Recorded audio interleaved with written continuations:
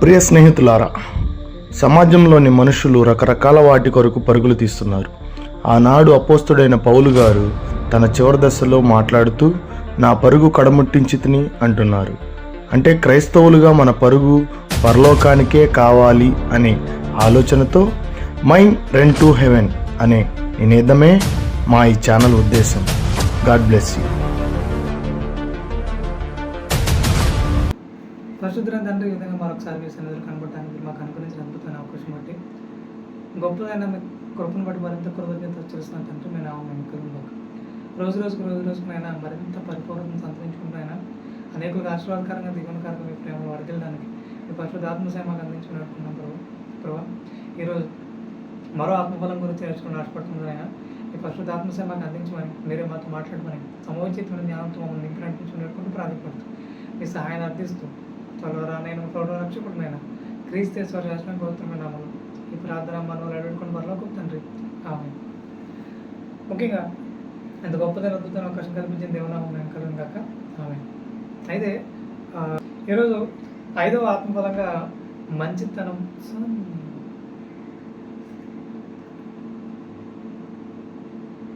ఈరోజు 5వ ఆత్మఫలంగా దయాళుత్వం అనే దాని గురించి మనం నేర్చుకునే ప్రయత్నం చేద్దాం. దయాళుత్వం ఆత్మఫలం గురించి నేర్చుకునే ప్రయత్నం చేద్దాం. ముఖ్యంగా ప్రియమైన వాళ్ళారా, బైబిల్ గ్రంథంలో ఒక చోట ఒక బలమైన సందర్భం రాయబడింది. అంటే అది చరిత్రలో మరిచిపోలేనిది, అనేక మందికి బుద్ధి చెప్పే సందర్భం అని చెప్పాలి.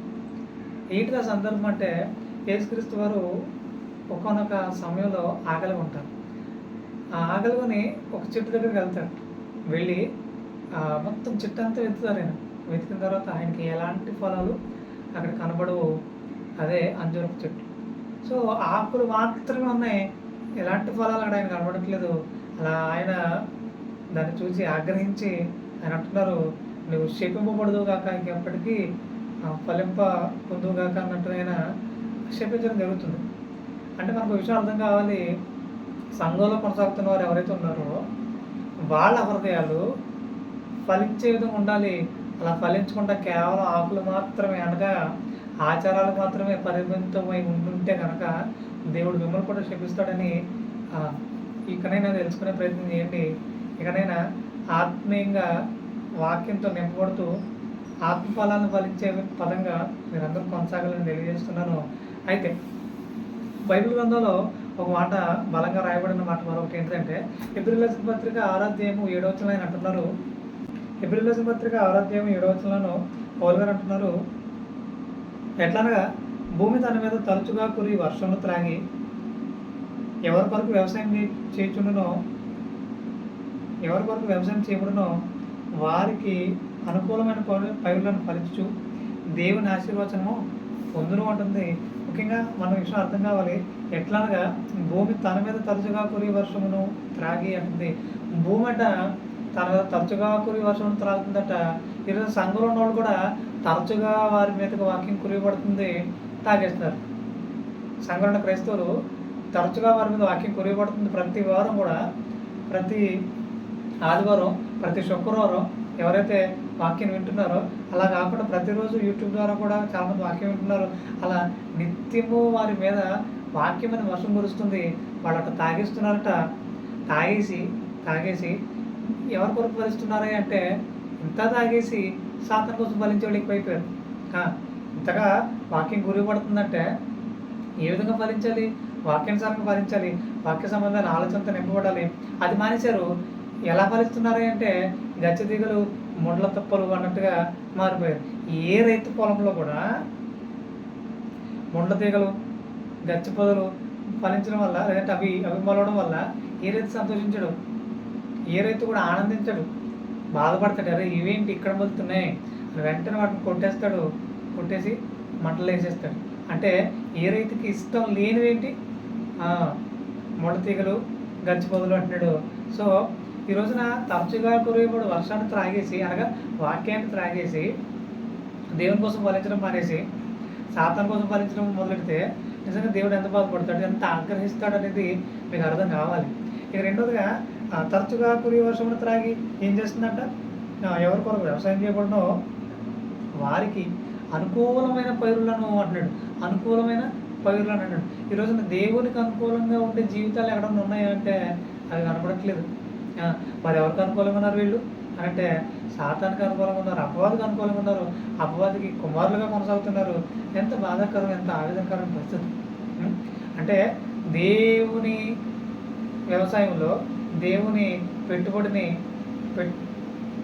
దేవుడు పెట్టుబడిగా పెడుతున్న వనరులన్నింటినీ పుచ్చుకుని ఎవరికి ఫలిస్తున్నారు, ఎవరికి అనుకూలంగా ఫలిస్తున్నారంటే అపవాదికి అనుకూలంగా ఫలిస్తున్నారు తప్ప దేవునికి అనుకూలంగా ఫలించే వారి సంఖ్య తక్కువ అని చెప్పాలి. మరింతకు ఇలాంటి పరిస్థితి కొనసాగుతుంది అంటే ఎక్కడో మోసం జరుగుతుంది, ఎక్కడో భ్రమలోకి వెళ్ళిపోతున్న విషయం మీకు అర్థం కావాలి.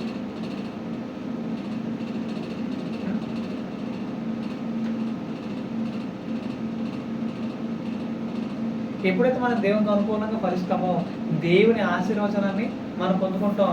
ఆ స్థాయికి మనం అందరం వెళ్ళాలి. అలా వెళ్ళినప్పుడు ఖచ్చితంగా దేవుడు మనం బట్టి సంతోషిస్తాడు. సంతోషించడమే కాదు, దేవుడు హెచ్చించాలనుకుంటే ఎవడైనా తగ్గించగలడా? అలా దేవుడే హెచ్చించే స్థాయికి మనం ఎదగాలి. అంతగా మనం తగ్గించుకోవాలి, ఆయన కొరకు ఫలించాలి. గలతీయులకు రాసిన పత్రిక 5:22 మరో ఆత్మఫలం ఏంటిది అంటే దయాళుత్వము అంటున్నాడు. 5వ ఆత్మఫలంగా ఈరోజు మనం దయాళుత్వం గురించి నేర్చుకోబోతున్నాం. అయితే ముఖ్యంగా మనం ఫలించాల్సిన దేవుని కోసం విషయం ఇప్పటివరకు నేర్చుకున్నాం. అయితే దయాళుత్వం అనే విషయంకి వచ్చేస్తే ప్రకృతిలో ఏది చూసినా సరే, దేనిని చూసినా సరే ప్రకృతి మన మీద దయ చూపిస్తున్న విషయం మనకు అర్థమవుతుంది. ప్రకృతి మన మీద దయ చూపిస్తున్న విషయం మనకు అర్థమవుతుంది. ఇప్పుడు కళ్ళు ఎవరికైనా సరే కనబడట్లేదా? ఇగో పలానా ఆకుకూరలు తినండి, పలానా క్యారెట్ తినండి అని అంటున్నారు వైద్యులు. అంటే అవి మన కోసం బలైపోతున్నాయి, మనకు మంచి ఆరోగ్యాన్ని ఇస్తున్నాయి.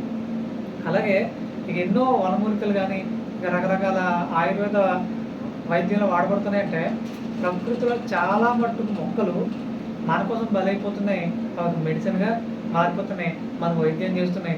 ఎంత దయ వాటిలో మనం చూస్తున్నాం, ఈ విషయాన్ని బలంగా ఆలోచించాల్సిన పరిస్థితి ఉంది. అంటే ప్రకృతిలో పంచభూతములు అన్నీ కూడా మన కొరకు అవి బలైపోతున్నాయి, దయ చూపిస్తున్నాయి. ఈ ప్రకృతిలో ఉన్న దయాగుణం మనిషిలో కనబడట్లేదు. మనిషిలోనే కనబడట్లేదు అనుకుంటే పొరపాటు. ఒకానొక సమయంలో ప్రవక్తల్లో కూడా కనబడలేదు. దేవుని ప్రవక్తలు చెప్పబడుతున్న వాళ్ళు కూడా ఇలాంటి దయాగుణం కనబడలేదు. మరి అలాంటి ప్రవక్తలు ఎవరైనా ఉన్నారా? ఒకసారి పరిశీలన చేసే ప్రయత్నం చేద్దాం. యోనా గ్రంథం 3:10 ఒక మాట రాయబడింది. ఒకసారి చదివే ప్రయత్నం చేద్దాం. ఈ నినివే వారు తమ చెడు నడతలను మానుకొనగా వారు చేయుచున్న క్రియలను దేవుడు చూచి పశ్చాత్తప్తుడై వారికి చేయుదనని తాను మాట ఇచ్చిన కీడు చేయక మానెను అంటున్నాడు. ముఖ్యంగా దేవుడు ఎవరి విషయమైనా సరే ఒక విషయం గమనించాలి. ఎవరైనా సరే తమ తప్పును తెలుసుకొని, తాము జరిగిస్తున్న ఏదైతే పొరపాటు జరుగుతుందో ఆ పొరపాటును తెలుసుకొని ఆయన ఎదుట ఒప్పుకుంటారో, ఎప్పుడైతే ఆ ఒప్పుకున్న పొరపాటును విడిచిపెట్టేస్తారో దేవునికి వారంటే చాలా ఇష్టం. వెంటనే వారికి ఏదైనా కీడు చేయాలనే ఆలోచన ఆయన ఉంటే కనుక, వెంటనే వారిని శిక్షించాలనే ఆలోచన ఆయన ఉంటే కనుక వెంటనే ఆయన పశ్చాత్తాపడైపోతాడు. వెంటనే కీడు విషయమే మనం తప్పించడమే కాదు, మేలుతో నింపుతాడు. అంత దయాగుణం కలిగిన శక్తి అయిన. ముఖ్యంగా ఆయన గురించి కూడా మాట్లాడుతూ కీర్తన గ్రంథం 106వ కీర్తన మొదటి వచనంలో ఆయన అంటున్నారు, ఆయన గురించి మాట్లాడుతున్నారు భక్తులు.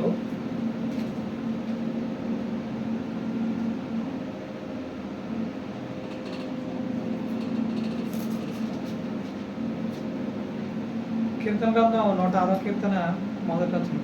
యెహోవాను స్తుతించుడి, యెహోవా దయాళుడు, ఆయనకు కృతజ్ఞతాస్తుతులు చెల్లించుడి అంటున్నాడు. యెహోవా ఎవరట? దయాళుడట.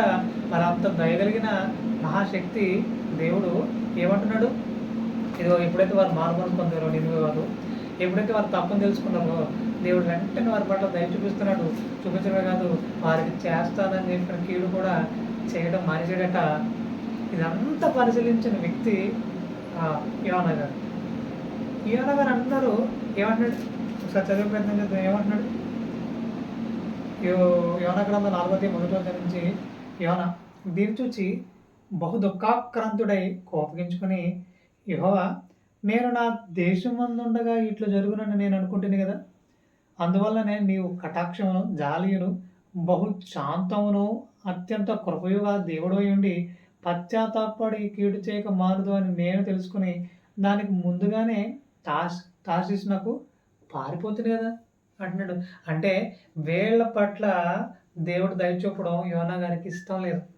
ఆ, అంటే యోనా గారిలో నడుస్తుంది ఏంటి? క్రూరత్వం, దయాగుణం లేదు. ప్రవక్తే కావచ్చు కానీ అతని హృదయంలో దయాగుణం లేదు, అతని ఆలోచనలో దయ లేదు. అరే, దేవుడు వీళ్ళ పట్ల దయ చూపించాడు, చక్కగా దేవుడు వీళ్ళ ఆలోచనల్ని మార్చాడు, పశ్చాత్తాపుడయ్యాడు, వీళ్ళకి మేలు చేస్తున్నాడు, ఇంతకంటే ఏం కావాలి, ఇంతకంటే ఏం కావాలి అని అనుకోవాలి. ప్రవక్త కదా, ఇలా ఆలోచించాలి. కానీ అలా ఆలోచించట్లేదు. నాకు తెలుసయ్యా, నువ్వు దయగలవడం మాకు తెలుసు, నువ్వు అత్యంత కృప సంపన్నుడని మాకు తెలుసు, నువ్వు ఎలాగ వాళ్ళని క్షమించేస్తావు, ఎలాగ వాళ్ళని తప్పించేస్తావు, ఏ విధంగా సరే వాళ్ళ విషయంలో నువ్వు దయ చూపించేస్తావు, అది నాకు తెలుసు. ఇది నాకు ముందే తెలిసి నువ్వు చెప్పినట్టుగా నేను దగ్గర రాలేదు, నేను తరచుగా పారిపోయాను. ఇప్పుడు వచ్చి ఇక్కడికి వచ్చాక అదే జరిగింది, వాళ్ళని ఏదోలా చంపేస్తాను అనుకుంటే నువ్వేంటి ఎలా చేసావు అన్నట్టుగానే మాట్లాడుతున్నాడు. ఏమాత్రం కూడా దయలేని విధంగా ఆయన మాట్లాడుతుంటే నిజంగా దేవుడు చాలా బాధపడ్డాడు. అరే, నువ్వు నా ప్రవక్తవి, నేను ఎలాంటి ఆలోచన కలిగి ఉన్నానో నువ్వు కూడా అలాంటి ఆలోచన కలిగి ఉండాలి. అది మానేసి క్రూరంగా ఆలోచిస్తున్నట్టు ఆయన, మరి ఎంత నీచంగా ఆలోచిస్తున్నట్టు బాబు అని దేవుడు అతని విషయమే చాలా బాధపడ్డాడు. అతనికి ఏదేమైనా సరే బుద్ధి చెప్పాలనుకున్నాడు. అతనికి ఏమైనా సరే బుద్ధి చెప్పాలనుకున్నాడు. అలా బుద్ధి చెప్పాలనుకున్న క్రమంలో ఒక అద్భుతమైన సంఘటన అక్కడ జరుగుతుంది. దాన్ని కూడా చదివే ప్రయత్నం చేద్దాం. యోనా గ్రంథం 4వ అధ్యాయం 6వ వచనంలో ఒక సంఘటన జరుగుతుంది, పరిశీలించే ప్రయత్నం చేద్దాం.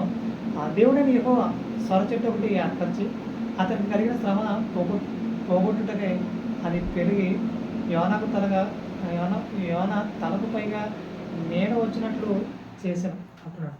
అంటే ఒక సొర చెట్టుని దేవుడు అప్పటికప్పుడు సృష్టించి యోనా ఎండలో బాధపడుతున్నాడట, అతని పైగా వచ్చే విధంగా ప్లాన్ చేసి ఒక రాత్రి దాన్ని ప్లాన్ చేశాడు ఆయన.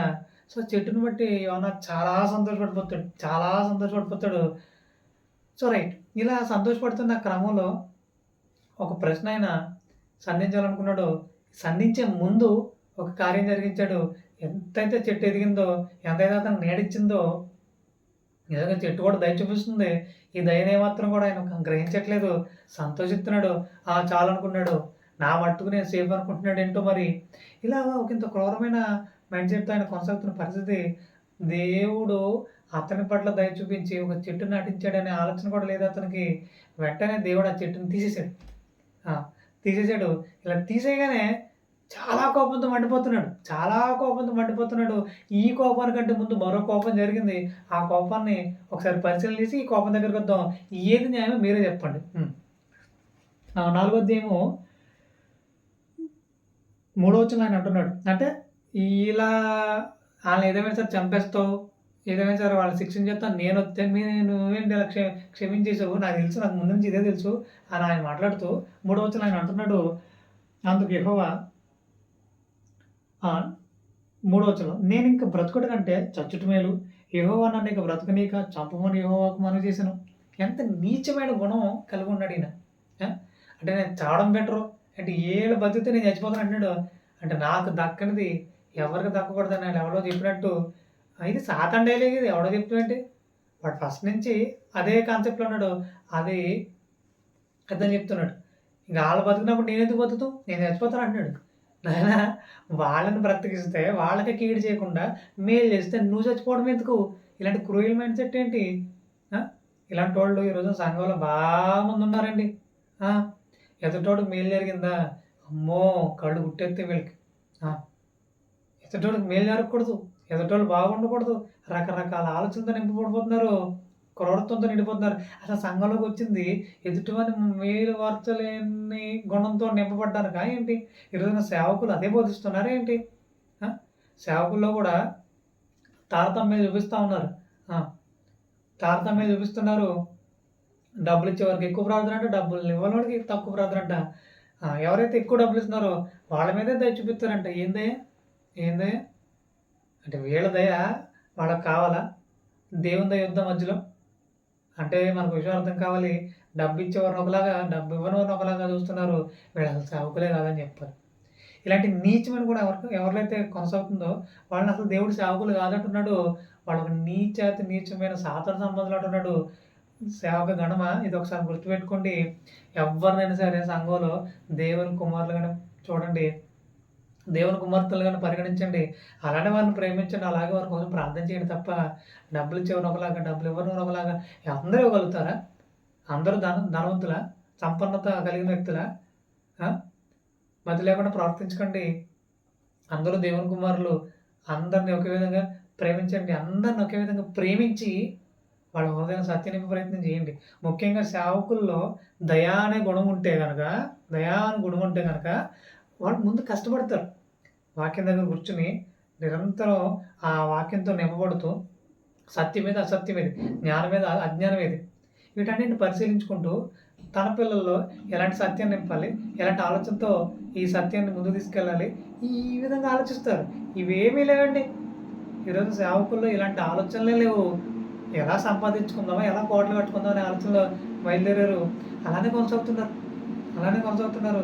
దేవుడు ఏమాత్రం కూడా ఈ విషయంలో అంగీకరించాడు. దేవుడు మిమ్మల్ని శిక్షించబోతున్నాడు, సిద్ధంగా ఉండండి.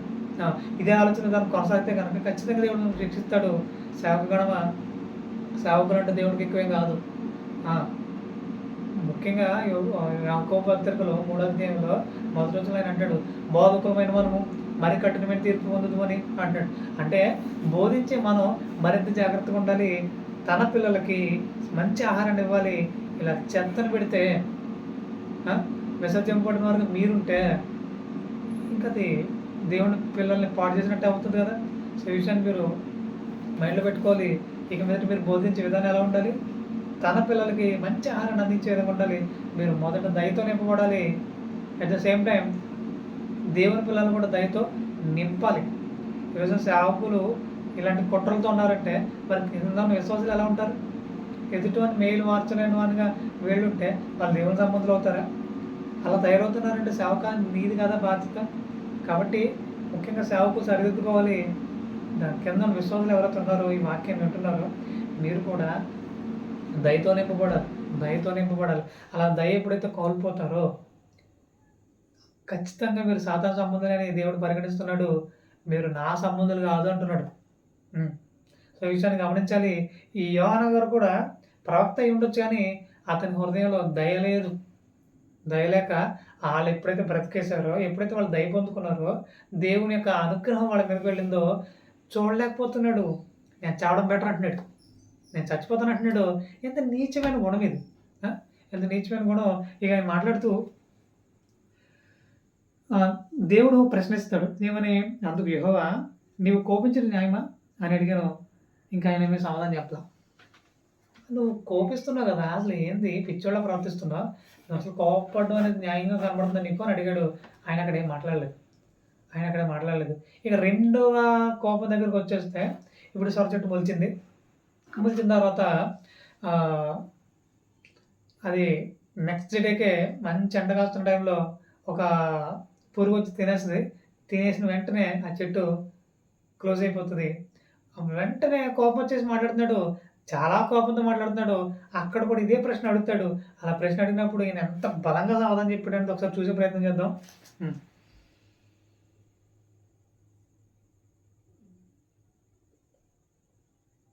7వ వచనం నుంచి. మరుసటి ఉదయమందు దేవుడు ఒక పురుగును ఏర్పరచగా అది ఆ చెట్టును తొలిచినందున చెట్టు వాడిపోయాను. మరియు ఎండకాయగా దేవుడు వేడిమి గల తూర్పు గాలిని రప్పించెను. యోనా తలకు ఎండ దెబ్బ తగలగా అతడు సొమ్మసిల్లి బ్రతుకుడు కంటే చచ్చుట నాకు మేలనుకొనెను. అప్పుడు దేవుడు, ఈ సొర చెట్టును గురించి నీవు కోపించుట న్యాయమా అని యోనాను అడుగగా, యోనా ప్రాణము పోనంతగా కోపించడం న్యాయమే అంటున్నాడు. ప్రాణము పోయినంతగా కోపించడం న్యాయమే అంటున్నాడు. ముఖ్యంగా ఒక విధంగా చెప్పాలంటే, ఈ సొర చెట్టుని సృష్టించింది యోనానా అంటే కాదు. రాత్రికి రాత్రే బలమైన చెట్టుగా మారిపోయిందంట, అతనికి నీడిచ్చిందంట. మరి ఈ పనంతట్లో యోనా కష్టమేమైనా ఉందా? లేదు. ఇప్పుడు చెట్టు తన దయను చూపించింది. ఆ దయ పొందుకున్నాడు, సంతోషించాడు. ఎప్పుడైతే చెట్టు ఎండిపోయిందో వెంటనే కోపం తెచ్చేసుకుంటున్నాడు. ఇలాంటి నీచమైన గుణాలు ఈ రోజున చాలామందికి ఉన్నాయి. మేలు పొందుకున్నప్పుడు ఒకలాగా, ఆ మేలు ఎప్పుడైతే కోల్పోతున్నారో అంటే మరలా శ్రమలోనికి ఎంటర్ అవుతున్నారో వెంటనే వాళ్ళ స్వభావం మారిపోతుంది. ఆ! వెంటనే వాళ్ళ స్వభావం మారిపోతుంది. మారిపోయి వాళ్ళు ఆలోచించే విధానం ఎలా ఉంటుందంటే మరీ క్రూరంగా ఉంటుంది. ఇక నేను చచ్చిపోతానంటున్నారు. లేదంటే ఎవరికైనా చంపేస్తానంటున్నారు. అసలు క్రైస్తవులు ఉండాల్సిన లక్షణం ఏంటండి ఇది? హ్మ్. ఈ ప్రవక్తలు చూస్తున్నాం ఇలాంటి నీచమైన గుణం ఈ రోజున క్రైస్తవులు కూడా కనపడుతుంది. వాళ్ళు మేలు పొందుకున్నంత మటుకు ఒకలాగా, మేలు పొందుకోవట్లేదంటే మరొకలాగా ప్రవర్తిస్తున్న పరిస్థితి. అంటే దయ అనే గుణం దేవుని దగ్గర ఉంది. ఇప్పుడు ఆయన పిల్లలుగా మనం కొనసాగాలనుకుంటే దయాళుత్వం అనే గుణం మనలో కూడా కనపడాలి. దయాళుత్వం అనే ఆత్మఫలం మనలో కూడా కనపడాలి. అలా కనపడకపోతే మనం దేవుని కుమారులుగా పిలువబడడానికి అర్హులము కాము అని తెలియజేస్తున్నాను. ఇక రెండవదిగా, ముఖ్యంగా దేవుడు ఒక డాక్టర్ అనుకుంటే, ఈ నినివే వారి విషయంలో దేవుడు ఒక డాక్టర్ అనుకుంటే, అక్కడ నర్స్ ఎవరయ్య అంటే యోనా. ఆ! ఈ నర్సు మరింత ప్రేమ కలిగి వారికి వైద్యాన్ని అందించే ప్రయత్నం చేయాలి. ఈ నర్సు మరింత క్రూరంగా ఉన్నాడు. ముఖ్యంగా ఏ డాక్టర్ అయినా సరే నర్స్‌కి ఇగో పలానా టైంకి పలానా ఇంజెక్షన్ ఇవ్వమని చెప్పేసి చెప్పేసి వెళ్ళిపోతాడు. ఈ నర్సు ఆలోచించే విధానం ఎలా ఉండాలి? వాళ్ళని ఎలాగైనా సరే స్వస్థపరిచే ప్రయత్నం చేయాలి ఈ మందుల ద్వారా అనే ఆలోచనలు ఉండాలి గానీ, ఈడు ఎప్పుడు చస్తాడా? ఈ బెడ్ ఎప్పుడు ఖాళీ అవుద్దా? అన్నట్టుకుంటే అది అసలు క్రూరత్వం కాదండి. ఆ! అయితే నీచమైన గుణం అది. సో, ఈ నర్సు యోనా అనే నర్సు కూడా ఇలానే ప్రవర్తిస్తున్నాడు. ఆ! అలాగే ఇప్పుడు గవర్నమెంటు హాస్పిటల్‌లో కూడా చూడగలిగితే చాలామంది నర్సుల ప్రవర్తన ఎలా ఉంటదంటే ఇలానే ఉంటది. క్రూరంగా, కటువుగా ఉంటది. మరి ఎందుకు అలా ఉన్నారయ్య అంటే వాళ్ళ బాగా విసిగిపోయా? లేదంటే వాళ్ళ ప్రవర్తన అలా మారిపోయిందా? మరి ఎందుకు అలా ఉన్నారంటే రకరకాల కారణాలున్నాయి. ఇదేమైనప్పటికి నర్సు అంటే దాని అర్థం ఏంటి? సిస్టర్ అంటే దాని అర్థం ఏంటి? ప్రేమ గలవారు, దయ గలవారు అని అర్థం. మరి వాళ్ళలో అది కనపడుతుందంటే కనపడట్లేదు. ముఖ్యంగా దేవుడు కూడా ఒక డాక్టర్‌గా ఉండి సంఘానికి తన వైద్యాన్ని అందించాలనుకుంటున్నాడు. నర్సులుగా చాలామంది సేవకులను నియమించుకున్నాడైనా ఈ నర్సులు రోగుల దగ్గర పరిచర్య చేస్తూ వాళ్ళకి మరింత వైద్యాన్ని అందిస్తూ దేవుని కోసం ఆరోగ్యవంతులుగా తయారు చేసిన వీళ్ళు మరింత క్రూరులుగా మారిపోయి వాళ్ళనే పీకు తినే గ్రద్దలుగా మారిపోయారు. ఎంత అవమానకరమైన పరిస్థితి, ఎంత బాధాకరమైన పరిస్థితి ఇది. ఇప్పుడు డాక్టర్ గారి దగ్గర అనగా దేవుని దగ్గర నమ్మకంగా పనిచేసిన నర్సులు, సేవకులు సరైన వైద్యాన్ని అందించడం మానేశారు. కిందున్న సంఘానికి వీళ్ళు వాళ్ళని పీకు తినడం మొదలెట్టారు. లోకంలో డబ్బు సంపాదించుకోవడం మొదలెట్టారు. ఏవో ఆస్తులు సంపాదించుకోవడం మొదలుపెట్టారు. ఇక సంఘాన్ని గాలికి వదిలేశారు. దీనివల్ల దేవుడు ఎంత బాధపడుతున్నాడు, దేవుడు ఎంత అవమానపరచబడుతున్నాడు అనేది మీకు అర్థం కావట్లేదు.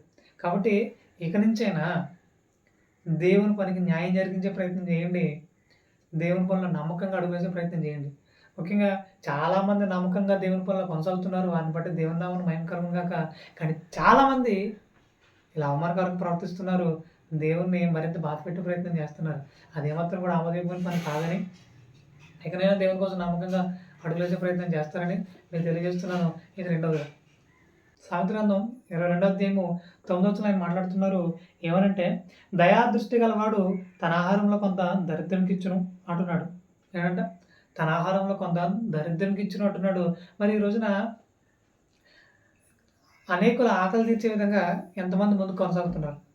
ముఖ్యంగా ఈ రోజున విజయవాడలో కూడా ఒక ఫ్లడ్ నడుస్తుంది. సో, వారికి చాలామంది ఆహారాన్ని ఇచ్చే పదంగా కొనసాగుతున్న పరిస్థితి. సో, వారిని బట్టి దేవుని నామమున మహిమ కలుగును గాక. కానీ చాలామంది కలిగుండి కూడా మాకెందుకు వచ్చిన గొడవ అన్నట్టుగా ఉన్నారు. నిజంగా దేవుడు మిమ్మల్ని క్షమించను గాక క్షమించడు. కలిగుండి కూడా మాకెందుకు అన్నట్టుగా ఉండొద్దు. అనేకులు ఆకలి తీర్చే విధంగా ఉండాలి. దరిద్రునికి ఆకలి తీర్చే విధంగా ఉండాలి. ఇది మొదటి కోణం. రెండో కోణంలో మాట్లాడగలిగితే వాక్యం విషయంలో కూడా దరిద్రులు ఉన్నారు. అనగా దరిద్రులు అంటే ఏమీ లేని వారు అని అర్థం. అంటే వాక్యాన్ని ఏమాత్రం కూడా కలిగి లేని వారు చాలామంది ఉన్నారు. సంఘంలో కొనసాగుతున్నారు. మరి వారికి సరైన సత్యాన్ని అందించాల్సిన బాధ్యత మన మీద ఉందా లేదా? వారికి కూడా మన దగ్గర ఉన్న వాక్యాన్ని పంచాలి కదా. మన సమయాన్ని వెచ్చించి, మనకున్న పరిస్థితులను వెచ్చించి వారికి వాక్యాన్ని అందించే ప్రయత్నం చేయాలి. వాళ్ళ హృదయాలు వాక్యం నింపే ప్రయత్నం చేయాలి. ఎంతమంది పనిలో నమ్మకంగా కొనసాగుతున్నారు? ఎంతమంది నమ్మకంగా కొనసాగుతున్నారు పరీక్షించుకోవాలి. ఇక రెండవదిగా దయాదృష్టి అనేది మనలో ఉన్నప్పుడే ఈ పని జరుగుతుంది.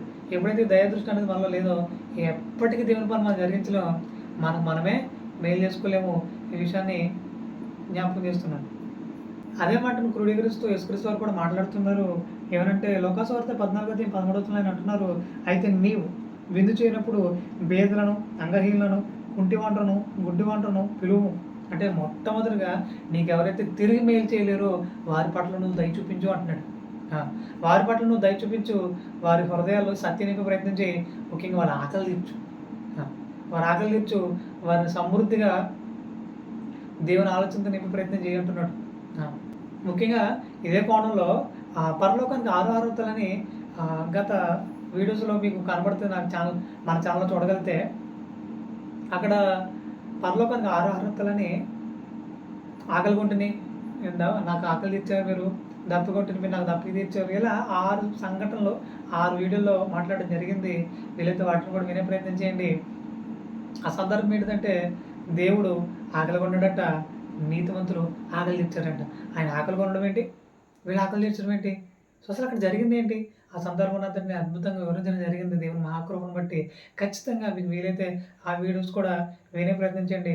దేవుని యొక్క ఆలోచనలు నేర్చుకునే ప్రయత్నం చేయండి. అంటే ఆయన మాట్లాడే ప్రతి మాట 2 కోణాలుగా తీసుకోగలిగితే, మొదటగా అంగహీనులకు, ఇంకెవరైతే గుడ్డివారు ఉన్నారో వాళ్ళకి, ఎవరైతే ఇంకా బీదలై ఉన్నారో వాళ్ళకి అన్నం పెట్టండి, భోజనం పెట్టండి, వాడి ఆకలి తీర్చండి అంటున్నాడు. ఎట్ ద సేమ్ టైమ్ రెండో కోణం చూడగలిగితే ఎవరైతే ఆత్మీయంగా అంగహీనులుగా ఉన్నారో, గుడ్డివారుగా ఉన్నారో వాళ్ళందరి కన్నులు తెరిపించే ప్రయత్నం చేయండి సత్యంతో అని అంటున్నాడు. మరి ఇలా సత్యాన్ని హృదయంలో బలంగా కలిగి, అంటే దయాదృష్టి కలిగి అనేకుల హృదయాలు ఈ సత్యాన్ని, దయను పంచే విధంగా మన అడుగులు వేయాలి. ఈ విషయంలో ఎక్కడ కూడా వెనక్కి తగ్గే ప్రయత్నం చేయకండి. నమ్మకంగా ముందుకు అడుగులేసే ప్రయత్నం చేయండి. నమ్మకంగా మన ప్రతి అడుగుని సత్యం కొరకు దయాదృష్టిని నింపుకొని అడుగులేసే ప్రయత్నం చేయాలని తెలియజేస్తున్నాను. సామెతల గ్రంథం 3వ అధ్యాయము 3వ వచనంలో ఆయన అంటున్నారు, దయను సత్యమును ఎన్నటను నిన్ను విడిచిపోనీయకము, వాటిని కంఠభూషణముగా ధరించుకొనుము అంటున్నాడు. వాటిని కంఠభూషణంగా ధరించుకొనుము అంటున్నాడు. అలాంటి దయను నిత్యము మనం చైన్ వేసుకుంటాం కదా, అట్లా చైన్ వేసుకున్న కంఠభూషణంగా ధరించుకోండి అంటున్నాడు. ఎందుకు అలా ధరించుకోవాలంటే అది అంత ఇంపార్టెంట్ అంటున్నాడు. నిత్యము నువ్వు ధరించుకుని ఉండాలైనా, ఎందుకంటే నా లక్షణం అది అంటున్నాడు. దయాళుత్వం అనేది దేవుని లక్షణం. ఇప్పుడు నీవు దయాళుత్వం ఆత్మఫలం ఫలించాలనుకుంటే నిత్యం దాన్ని ధరించుకుని ఉండు అంటున్నాడు. నువ్వు దాన్ని ధరించుకుని ఉండు. అనేకుల మేలు కొరకు నీ అడుగులు వేయాలంటున్నాడు. మరి ఎంతమంది సిద్ధంగా ఉన్నారు? అనేకుల మేలు కొరకు దయాదృష్టి కలిగి అడుగులు వేసే ప్రయత్నం చేస్తున్నారు. పరీక్షించుకోవాలి. కీర్తన గ్రంథం 37వ అధ్యాయం 21వ వచనంలో ఆయన అంటున్నారు, భక్తిహీనులు అప్పు చేసి తీర్చుకుందరు, నీతిమంతులు దాక్షిణ్యం కలిగి ధర్మమిత్తురు అంటున్నాడు. ఏమంట? దాక్షిణ్యం కలిగి ధర్మమిత్తురు అంటున్నాడు. అంటే ఎప్పుడైతే ఈ దయాగుణం కలిగి ఉంటామో ఆటోమేటిక్గా మనం సమృద్ధులు ఉంటాం. ఎప్పుడైతే భక్తిహీనతను మెయింటైన్ చేస్తామో ఆటోమేటిక్గా మరింత దరిద్రలోకి వెళ్ళిపోతాం. కాబట్టి దయాగుణం కలిగి ఉండండి. మరింత సమృద్ధి అయిన ఆహారాన్ని కలిగి ఉండండి. అనగా ఆత్మీయంగా వాక్యాన్ని కలిగి ఉండండి. ఆర్థికంగా మరింత బలంగా ఉండాలని తెలియజేస్తున్నాను. మీరు నిజంగా దయగలవారైతే దేవుడు మిమ్మల్ని మరింత బలపరుస్తాడు. మీరు నిజంగా దయలేని వారైతే దేవుడు మిమ్మల్ని మరింత దరిద్రులుగా తయారు చేస్తాడు. మీ హృదయాన్ని ఇక మీదట దయతో నింపుకోండి. దయగలవారుగా కొనసాగండి. సామెతల గ్రంథం 22వ అధ్యాయం 1వ వచనంలో ఆయన అంటున్నారు, గొప్ప ఐశ్వర్యము కంటే మంచి పేరును, వెండి బంగారముల కంటే దయయు కోరదగినవి అంటున్నాడు. వెండి బంగారం కంటే గొప్పదైన విలువైన గుణం ఏదైనా ఉందంటే ఏదో దయ అంటున్నాడు. ఇలాంటి దయాళుత్వం అనే ఆత్మఫలాన్ని మీరు ఫలించాలి అంటున్నాడు. ఇలాంటి దయాళుత్వం అనే ఆత్మఫలాన్ని మీరు ఫలించాలంటున్నాడు. మరి ఎంతమంది సిద్ధంగా ఉన్నారు? ఇలాంటి దయాళుత్వం అనే ఆత్మఫలం ఫలించి అనేకుల్ని సత్యంతో నింపాలన్న ఆలోచనలు ఎంతమంది ఉన్నారు? సో ఈ విషయంలో ఎక్కడ కూడా వెనకడుగులు వేయొద్దు. నమ్మకంగా ముందుకెళ్ళే ప్రయత్నం చేయాలని మీకు తెలియజేస్తున్నాను. ఈ సందర్భంలో ఒక ఆమెను మీకు జ్ఞాపకం చేయాలని ఆశపడుతూ ఉన్నాను. 1820లో ఫ్లోరెన్స్ నైటింగేల్ అనే ఒక ఆవిడే పుట్టడం జరిగింది. సో ఆమెకి ఎంత దయాగుణం అంటే 1854లో క్రిమియాలో యుద్ధం జరుగుతున్న టైంలో వారికి వైద్యం చేసేవారు లేరు. ఆమె చదువు కూడా నర్సింగ్ చేసిన వ్యక్తి. అయితే ఇలా యుద్ధం జరుగుతుంది. క్రిమియా దేశం వారు ఎవరైతే ఉన్నారో వాళ్ళు గాయాల పాలైపోతున్నారు. వాళ్ళని కట్టి ముందుకు తీసుకెళ్ళే వాళ్ళు లేరు ఆ టైంలో. అయితే నేను ఉండాలి, ముందుకెళ్ళాలి, నేను ముందుకెళ్ళాలి, ఖచ్చితంగా వారందరూ వైద్యాన్ని అందించాలనుకుంది. సో వారందరి మధ్యలోకి వెళ్ళి వాళ్ళందరినీ బయటకు తీసుకొచ్చి వారికి ఆ వైద్యాన్ని అందించే ప్రయత్నం చేసింది. ఎంతోమందిని బ్రతికించింది, తన దయను చూపించింది. ముఖ్యంగా నేను ఒక స్త్రీని, నాకెందుకు వచ్చిన గొడవ?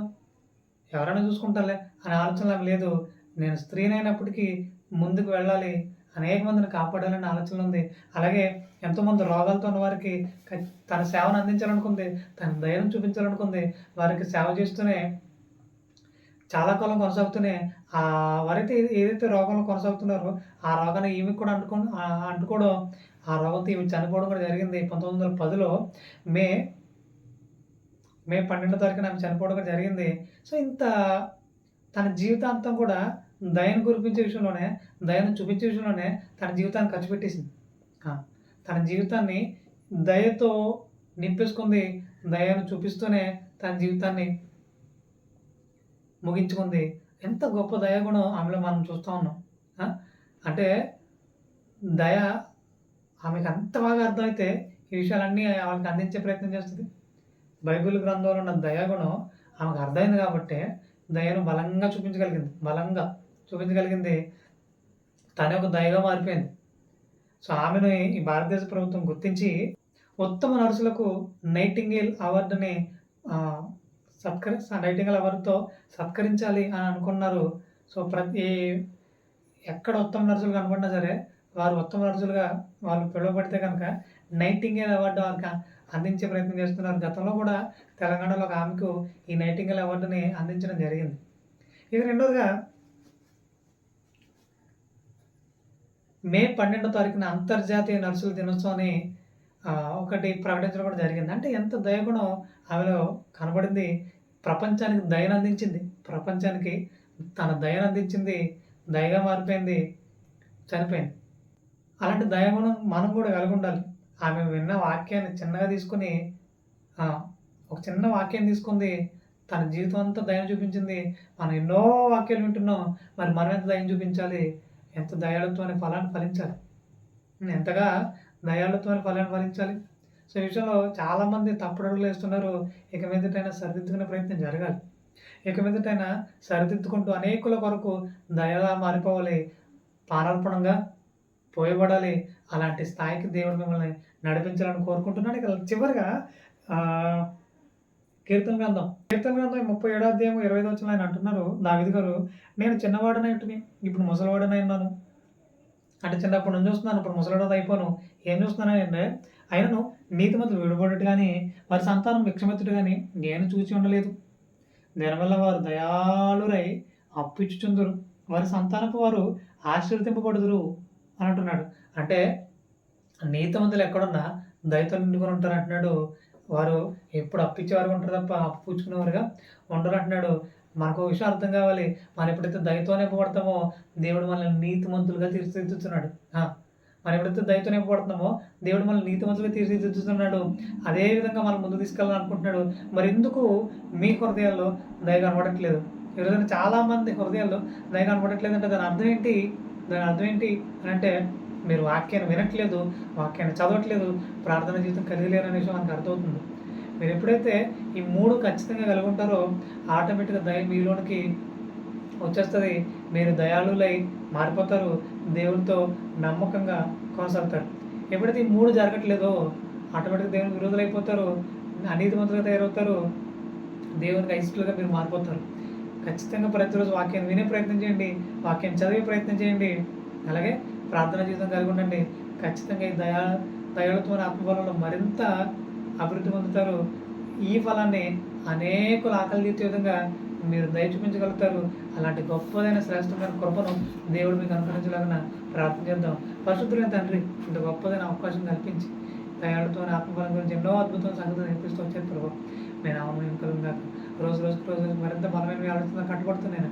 అనేకుల కొరకు ప్రాణార్పణకు పోరాడడానికి గొప్పదైన పరిశుద్ధాత్మ సమయాన్ని అందించుకునేటువంటి ప్రాధాన్యపడుతూ త్వరలో రానైన పరుల రక్షకుడునైనా క్రీస్తు శాశ్వత పవిత్రమైన నామములో ఈ ప్రార్థన మనవులు అడ్డుకున్న పరలోకి తండ్రి. ఆమేన్. వందనాలు.